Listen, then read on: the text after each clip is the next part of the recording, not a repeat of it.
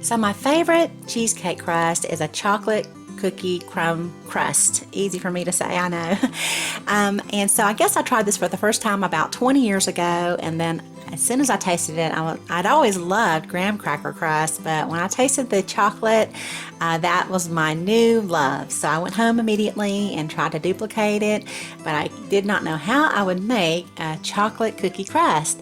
And so I just went ahead and I bought some cookies with the vanilla cream center, and I've been making it this way ever since. I just remove the middle of the cookie and I actually discard that. I don't use it in my cheesecakes, but you certainly can. As a matter of fact, if you're creative, you could probably put it in a frosting or something like that. But you know, cheesecake has so much cream in it already, so I do not need to add anything else to my cheesecake. Now, for a while, over the past 20 years, for a few years there, I was actually able to buy the Oreo pieces already crumbled up, and I just can't find them anymore. So I'm back to doing it the old-fashioned way where I remove the cream. And this is actually kind of a tedious part of making the cheesecake, but I like to do this usually about a day or two ahead of time so that when it actually comes time to making the cheesecake, I can focus just on the cheesecake. Okay, so now I do think you can probably still order the Oreo pieces, just the pieces themselves, on Amazon or something, but I had, my mother was actually visiting and I was making this cheesecake for her, and we went through the first one so quickly that I ended up making another one. So that's why you see me using two different kind of cookies, and the Oreo really does have a nice rich chocolate flavor, and that's the flavor that I usually use, and it is really good. So give that a try. And after I removed all of the vanilla cream from the center of the cookies, I do like to reserve about 10 to 15 of the cookies just on the side for the topping later after I've made the cheesecake.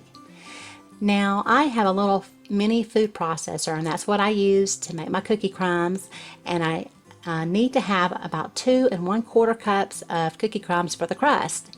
So if you don't have a food processor or one of these little mini choppers, you can just put it in a Ziploc bag, and what I used to do was just hit it with a hammer, and that worked fine too. Or, you know, roll a rolling pin over it. So give that a try if you don't have an appliance.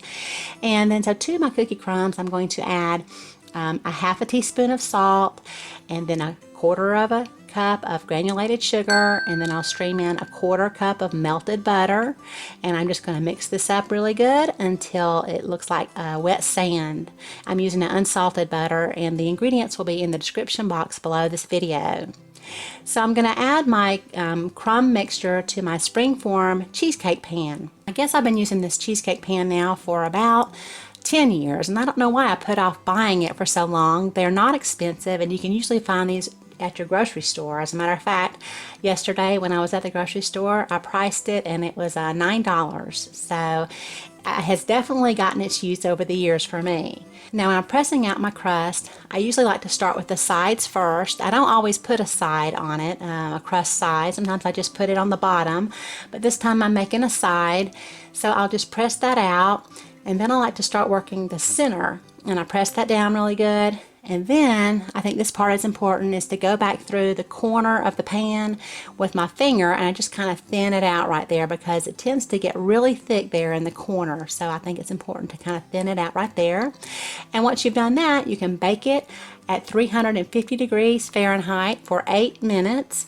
And then when it's cooled, you can go ahead and add your filling, and I will include a recipe at the end of this video if you'd like to see my cheesecake recipe.